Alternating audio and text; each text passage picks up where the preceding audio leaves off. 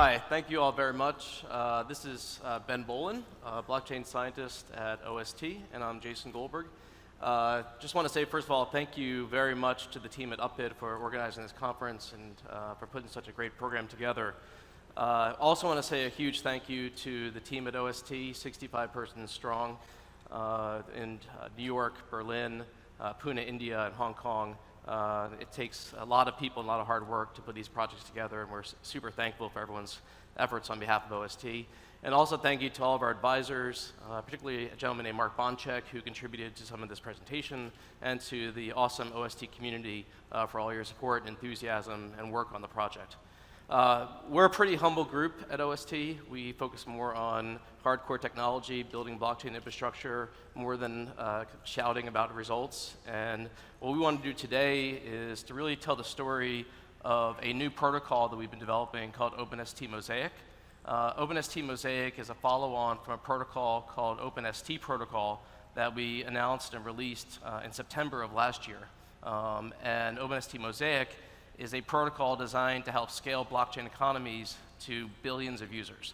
And we know that billions is a very big word, but we're talking about how do we bring mass consumer, mass market audiences onto blockchain. So in terms of the presentation today, we're going to go through three things. First, I'm going to breeze through a couple of really context slides around putting all this into historical context, and what blockchain economies are in the context of history and where we're headed, and then talk briefly about some of the barriers to mass adoption of blockchain. And then Ben's going to do a highly technical talk on OpenST Mosaic Protocol, how Mosaic is a viable solution for scaling blockchain economies on-chain to billions of users, to tens of thousands of transactions per second. Ben presented the technical details on Mosaic last week, on Friday, at ETH Berlin for the first time. It was received very well by that audience, and we're really out here right now soliciting community feedback so we can strengthen the proposal and bring it out to the market. So to put all this in context, this picture here is from 1439. This is the Gutenberg printing press. And if you think about what the Gutenberg printing press started in 1439, was 500 years of revolution, industrial revolution, that impacted all facets of society, from how we spread knowledge, from how we manage relationships, to how we print money, and to the institutions that govern society.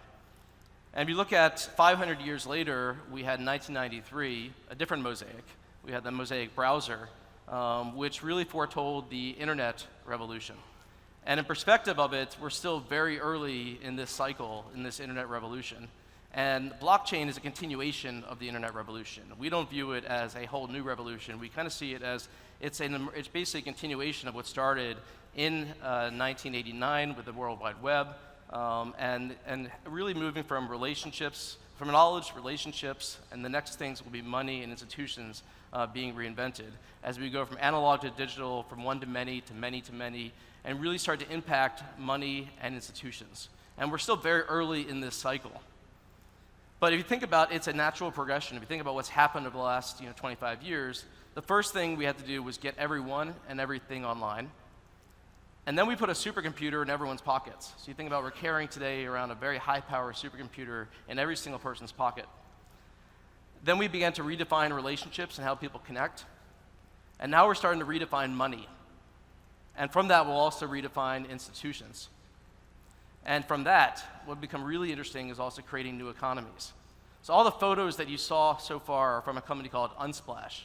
Unsplash is one of our partners, and Unsplash is creating a new economy around photography on the blockchain with OST, Open Simple Token, and our technology.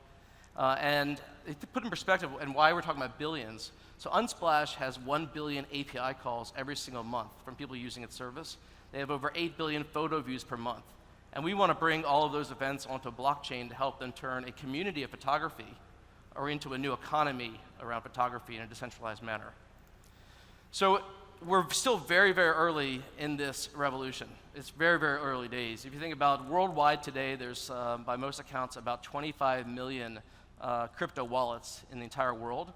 And so put in perspective, Unsplash, which I mentioned, has about 70 million users, but that pales in comparison to the overall internet population. So we still have a long way to go in order to scale this. And so the three factors that are limiting adoption of blockchain really are three things. One is developers. We need a global developer community working on blockchain. Ethereum right now is the best global developer community, and it's growing every day. And these conferences like this are key to promoting development of blockchain, but we're still very early in the development cycle. The second thing is we need scalability, and the third is usability. We all know that there's usability challenges, whether it's in terms of wallets, private keys, the technology itself, but you really can't get usability until you have scalability. If you think back to the picture I showed you of the Mosaic browser, there's a reason why the UI was so ugly back in 1993, because the protocol itself for the internet had not matured enough for the scalability needed, and the bandwidth hadn't matured enough in order to handle what we know as the internet today that we carry around on our supercomputers. So today we're going to talk about OpenST Mosaic and how do we bridge the scalability gap for both apps and DApps. And when I say apps and DApps, I mean for mainstream applications like Unsplash that have billions of transactions they want to bring online, and for the distributed applications that are starting now that are going to be built for the future. You might ask, why are we building this on Ethereum? Three reasons. One is the smart contract nature of Ethereum, programmable money. We think it is the best platform to develop on, the best platform to build at scale for both apps and DApps. The second is that it actually works today. And so the proof of work mechanisms inside of Ethereum today are really safe and secure and really solid for sealing transactions, for finalizing transactions. And as I said, it's the strongest development community, and so we wanted to go where the developers are. So the problem that we're trying to solve is how do we bring existing mainstream apps that have millions or tens of millions or hundreds of millions or even billions of users onto a blockchain. But the challenge today is those blockchains don't scale yet. All right? And when we say scale to thousands or tens of thousands of transactions per second. And guess what? DApps, distributed apps, they have the same problem, right? So what we need to do is we need to provide an on-ramp for existing apps that have these tens of millions of users, and also enable scalability for emerging DApps. And what our team challenged ourselves over the last year is how do we figure out a way to do this now, rather than waiting 5, 10 years for this to happen. So last year at this time, a year ago, we introduced the OpenST Protocol.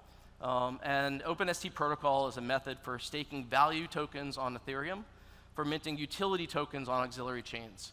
And what this does is essentially move the bulk of transactions for high volume apps off of public Ethereum onto auxiliary chains, but it keeps them on chain. So it's still with a public validator pool. And what it does also is retain Ethereum because of the smart contract framework. And what it also means is that it provides a way for companies that don't have blockchain developers to create blockchain economies. So you actually, through the OpenST protocol, you can mint a token without ever doing an ICO. You can manage a blockchain economy without having to deal with the regulatory or technology challenges involved with an ICO, all based on the OST-based token and then scaling on these auxiliary chains, but do so on-chain. And it's also a way to scale DApps now as well. So that was a year ago. And today what we're presenting is the OpenST Mosaic Protocol, which is the next step, which is how do you run what we call metablockchains on Ethereum to scale distributed apps to billions of users. And Ben's going to talk about how this actually works. We're going to get into very detailed specifications. But there's basically what we're talking about is two things. It's how do we finalize transactions on the auxiliary chains and then commit those transactions asynchronously onto ETH, onto Ethereum, so that we can seal those transactions on public Ethereum. So Ben, over to you. Let's go through it. Thank you very much, Jason. Thank you, Upbit. So yeah, it's an exciting announcement we're trying to make today because we all know the limitations to scaling blockchains is the full replication. At the same time, it's also where we derive the correctness from, right? By validating all the transactions, we know that we have achieved the same end result. So earlier this year, Vitalik also posted on the wiki of Ethereum on sharding blockchains. And in it, he lays out his vision for Ethereum version 2, right? And if you read it, there's 3 ingredients that are somewhat obvious. If we want to move away from full replication, we need to divide the work into shards. We need a way to be able to communicate between those shards. and we need a form of economic finality on each of those shards. And when you want to apply that to the layer 1 Ethereum, that's what you get. You get the roadmap for Ethereum version 2. What we're going to talk about today is what happens if you take those ingredients and you apply them at layer 2 in the smart contract layer. What do you get? As a brief context, there are other layer 2 scaling solutions, like Plasma, for example, is a way to scale a single smart contract on Ethereum, but then you do not have a direct way, or it's not yet obvious how you would talk between Plasma chains. For example, take payment channels, then you don't have an Ethereum interface, so it's very hard to, or you lose the programmable money. You cannot, in general, program against the payment channel. And so Mosaic is a way of composing new state spaces into Ethereum on the existing Ethereum proof of work that we have today. So what is Mosaic? I'll try to explain these concepts to you today in the remaining minutes. So OpenST Mosaic is a consensus protocol, and it's a consensus protocol to run what we call metablockchains. Blockchains on top of a blockchain, so we run metablockchains on top of Ethereum. And each of these metablockchains runs in parallel and injects a new state space into the Ethereum state space. Importantly though, these metablockchains are secured by Ethereum's proof of work. So we leverage the proof of work that we're already expending to secure these metablockchains. And then all transactions that happen on these metablockchains are asynchronously finalized again and committed back to Ethereum in bulk. But before we get started, let's first make sure that this makes sense, that it's sensible to start doing this. And so if you run a very simple toy model, Ethereum has 10 transactions per second it can process. If you would have 100 shards, each of them can have a modest 100 transactions per second. Then together they process 10,000 transactions per second. But now, assume you have 100 validators for each shard. They also all have to talk back to Ethereum, so you have 10,000 transactions to process on Ethereum minimally. And now that's at least 1,000 seconds. But at the same time, we've processed 10 million transactions on these 100 shards, or we've been 99.9% efficient. But we've also consumed all of Ethereum, and that's not what we want to do. So it's very clear to see that if we can scale the number of nodes, then the benefit scales linearly with that, but also our cost. The important remark here is that if we can actually reduce the cost as we add more nodes, then we get to a much more interesting situation. If we can devise a consensus rule system where we are not required on any time constraint to commit back to Ethereum, then we can drive our cost for committing back to Ethereum drastically. And so if you would only commit back once, then we've processed 800 million transactions at only 1.2% of Ethereum's existing capacity that we have today. So let's do it. Let's move everything off of Ethereum, all transactions off of Ethereum onto auxiliary chains. And so it's important to note that now we have two Ethereum interfaces, right? We have the EVM of the Ethereum mainnet, and each of these auxiliary chains also has an Ethereum EVM interface. But hold on, sidechains have been around for years. What's different here? So let's define what a metablockchain is. It's a full blockchain with a consensus engine in a core contract on Ethereum. And each of those metablockchains has an open staked validator set where the stake is also protected by Ethereum. And so the important proposal here is that the consensus rules of Mosaic are Byzantine fault tolerant, and they allow you to move block proposals off of Ethereum and onto the auxiliary chain.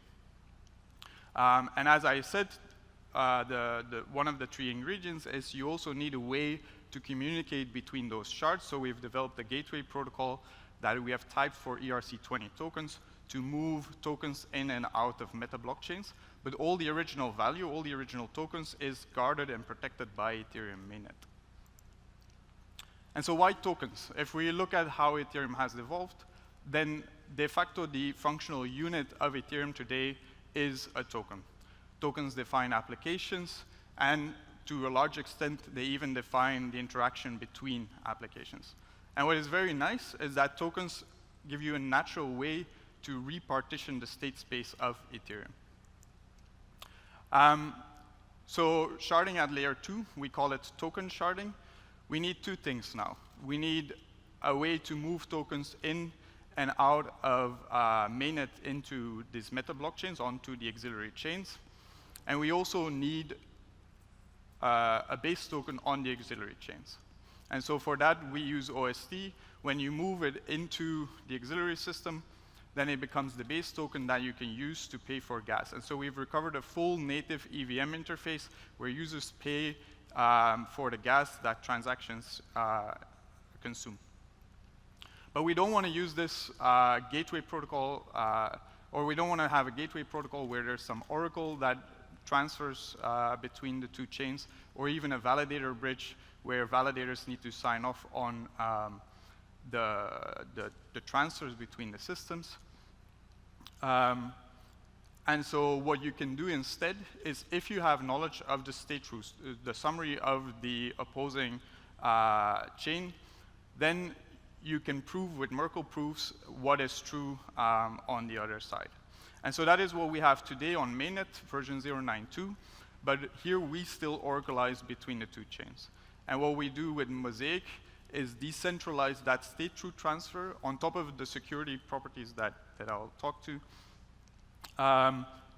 really make the gateway protocol consume these decentralized state truth confirmations and allow users and DApps to communicate between these metablockchains. So a brief word on interblockchain communication. I think it was first introduced by Tyrion Minute, Jae 2016. And so also my previous history was close relation with Tyrion Minute. And so what is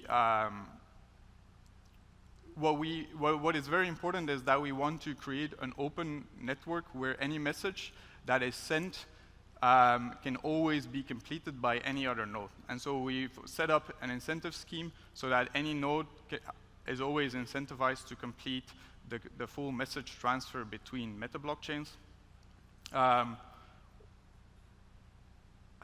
Or even to, if a user or a smart contract wants to revoke a message, he can still send out a revocation message. All that is already implemented. But tying it back up, so what do we have already? We have a way to divide the work into shards, and we have a way to communicate between those shards. But now we need economic finality on each of those shards. But that we already have. There's great work by Vitalik and Virgil from end of last year, where they published Casper, the friendly finality gadget. And it's a consensus mechanism where validators can publish votes, and together they construct what we call a justified chain. And so a justified chain is a set of links, each building on top of the previous justified checkpoint, of a supermajority vote stating that this is the history the validators have chosen on blocks that already exist. And the interesting thing that I want you to know about this is that there is an additional way to assert that a checkpoint is finalized.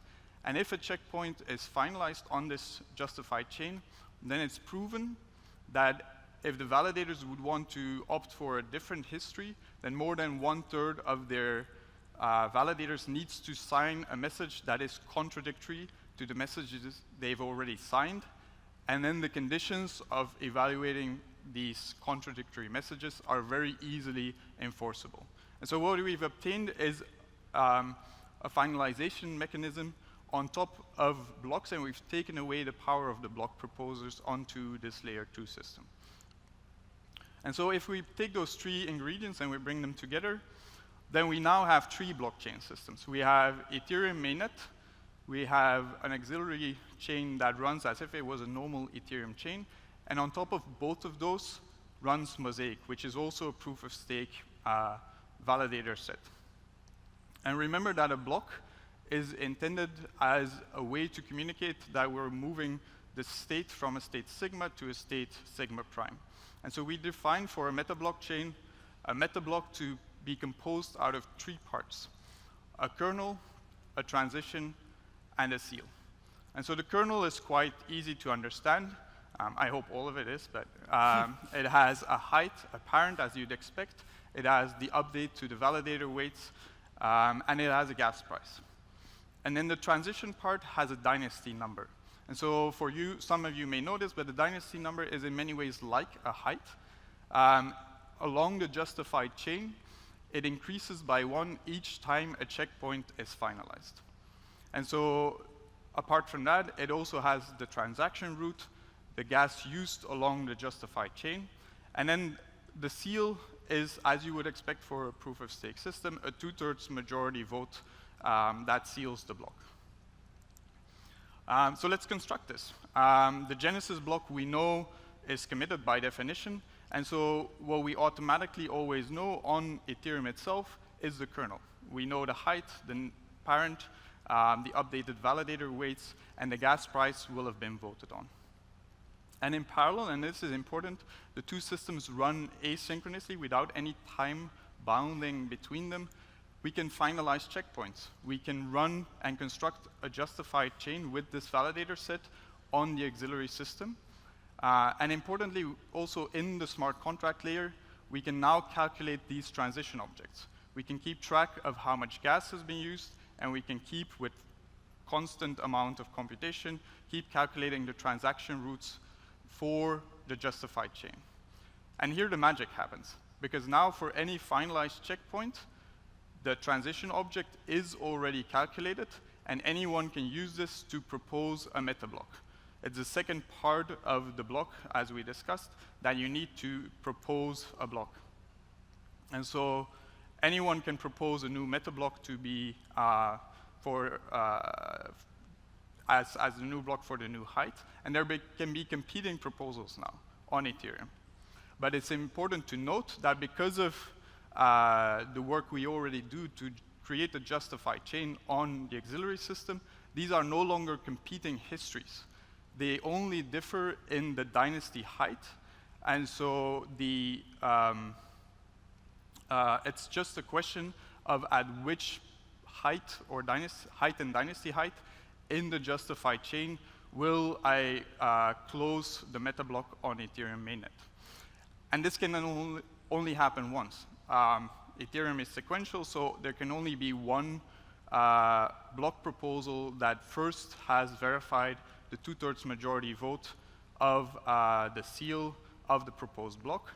And then the very careful watcher will see that our vote object has only slightly changed.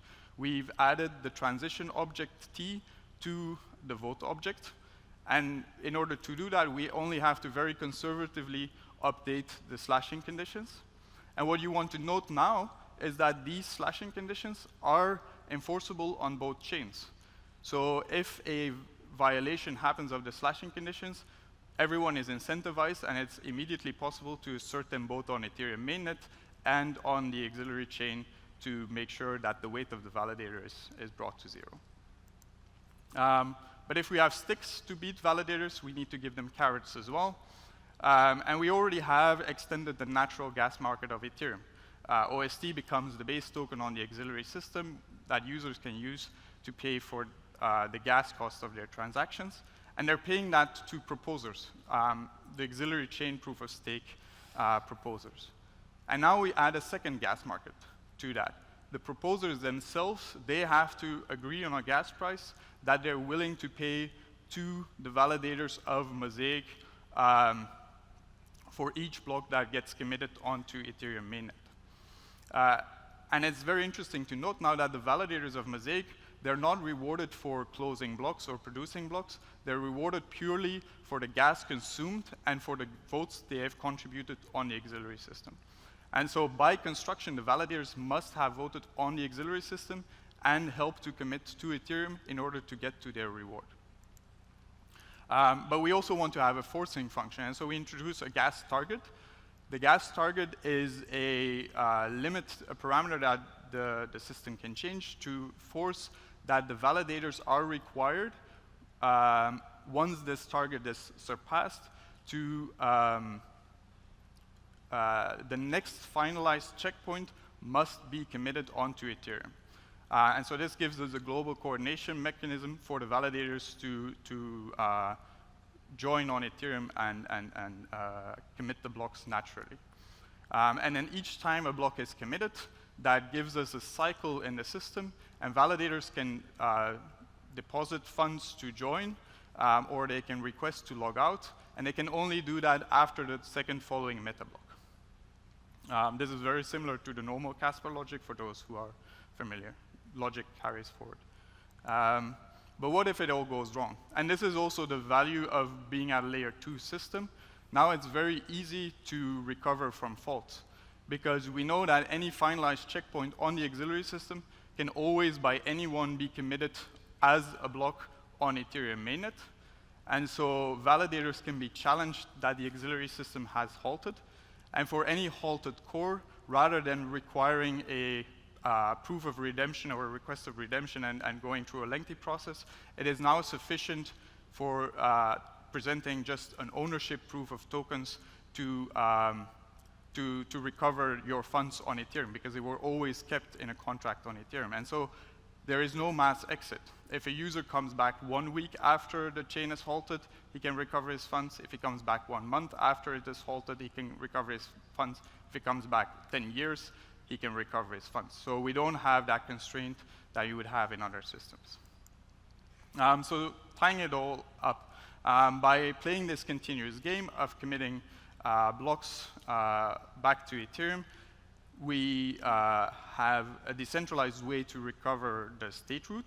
And now any DApp can deploy their own gateway protocols and consume these state roots to transfer their tokens or their stateful messages across these metablockchains.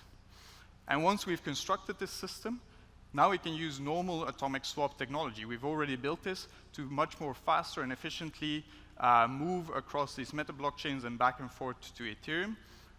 And this is important because we want to have a load balancing logic across the shards. But importantly, we don't have to do this in the protocol. This can be off-chain logic for each DApp specifically, where it monitors the health of the shards and allows users to move across shards or recover back of Ethereum if they would deem it unstable.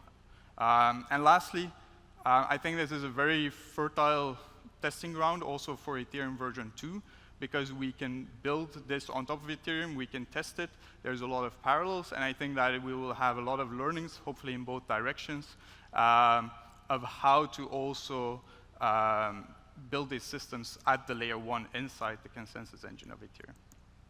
And so, as a final summary, we've derived the security of these auxiliary systems, and we've extended that from Ethereum proof of work in an asynchronous way. And it was really important that at no point there was a timeout or a time constraint in the logic, because it would both potentially undermine the security, but it also hinders the scaling. Because now the number of cores, the number of auxiliary systems Ethereum can support is only really bound by the total stake that is put against it by the validators. And that is naturally driven by the demand, because they are rewarded in gas, that users need to perform on Ethereum. And so we're confident that we can get to tens of thousands of transactions per second finalized on Ethereum and at a lower gas price. Because also the validators do not have to perform proof of work.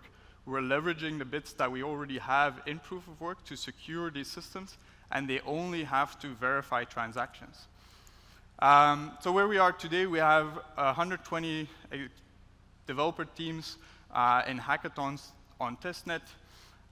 We have 12 external partners that have early started moving to mainnet. We've completed the messaging protocols. Right now, with the next release, we're focusing on the higher layer in the stack, namely the DApp framework that we're building to help companies tokenize. And we're also talking at events. So we're coming out with Mosaic, the work we've been doing over the past year. We're working on the implementation of Mosaic so that we know that at least it works. It might not be perfect, but we want to do that before we really make claims. And so at this point, we're confident, and we really value feedback from the community. And lastly, also want to give a huge thanks to the team and our community, without which we wouldn't have come so far already. And so what can you expect? So we're working on the first implementation, and then end of this month, so in 2 weeks, we'll publish the paper. Meantime, we're going to continue testing the larger stack and also onboarding more users onto testnet, and then eventually moving users also onto mainnet. And so beginning of next year, we launch alpha of Mosaic. Very shortly after, we'll start warming up the validator pool. And then we can start on exciting new work, is also how do smart contracts call between metablockchains or these auxiliary chains. We have proposals for that, but no implementations yet. And then if we want to get to machine transactions, we can multiply this order of magnitudes again by putting auxiliary systems on auxiliary systems, whether that's then running on Ethereum as we have it today, or on sharded Ethereum, we're further multiplying the transaction throughput. And then we promise that the smart contracts by 2020 will fully unlock and release to the decentralized validator pool with a time lock in them. So thank you. And then open for questions. We have 0 seconds left. And we'll say we're doing this because we want feedback from the community. As I said, last Friday was the first time we presented all these details. We're doing it again 1 week later now. We're going to keep doing it. And we want the community to help us strengthen this so we can make this a viable scaling solution for the blockchain community. So thank you all very much. Thank you very much, Mr. Goldberg and Mr. Bollen. So among the questions the audience has left, I'd like to ask, the first question is, could you describe one ideal utilization of OST? Yeah, sure. So we have partners, a lot of mainstream companies who have turned to OST because they want to create a blockchain economy, so a new economy around their community or around their ecosystem. They don't want to do their own ICO. They don't want the legal regulatory headache involved with that. But they do want to have a token, and they want to be able to tokenize certain events inside their applications. Our partners today, I mentioned the company Unsplash. Our partners today, there's other companies at very large scale. Together, they combine to reach over 300 million end users, and we're adding new partners every week. Next week, we have another major partner announcement. And essentially what they want to do is they want to use our technology, our infrastructure, our developer tools, and eventually our wallet and exchange in order to create branded token economies that are used to incentivize actions and events, micro events, and create micro economies around their communities. And basically for them just to use OST as the base technology and base token and able to do that at scale. Thank you. And the next question is, what is the technical plans for protocols communication among meta chains? So I'll take that one, Jason. So I've hinted that we have early designs for that. So right now, it's a hub and spoke model between Ethereum and the Metablock chains for going through the gateway. And then I mentioned that because they're tokens, you can actually, once they're constructed, use any of the existing atomic swap technology to move directly between Ethereum mainnet or the auxiliary chains. So that is all, I mean, by default already there. What you do not have is smart contract calls between Metablock chains, and for that you want to repeat the same logic. You want to actually have a validator set on the auxiliary chains that runs the finalization game, the justified chain on the respective chains, and it can do this now at a much higher speed, and then you type a specific gateway, same base logic but differently typed, for smart contracts to send a message through that gateway. It consumes at a much higher rate the state root transfers between those two chains, and it can even have a callback of the result asynchronously to the original contract. Okay, and this is the last question for you. The next one is, how would OST accelerate adoptions? How OST is building its own community? Yeah, so it's a great question, and it's also an essential part of our ethos is to build with the community. So earlier this year, we started a series of alphas, public alphas, where we invite the community of developers to touch early versions of the OST technology and to use the protocol, to use also the developer tools on top of it. So we have a very robust developer APIs and SDKs at dev.ost.com. And what we've been doing is having every couple of months a series of developer challenges.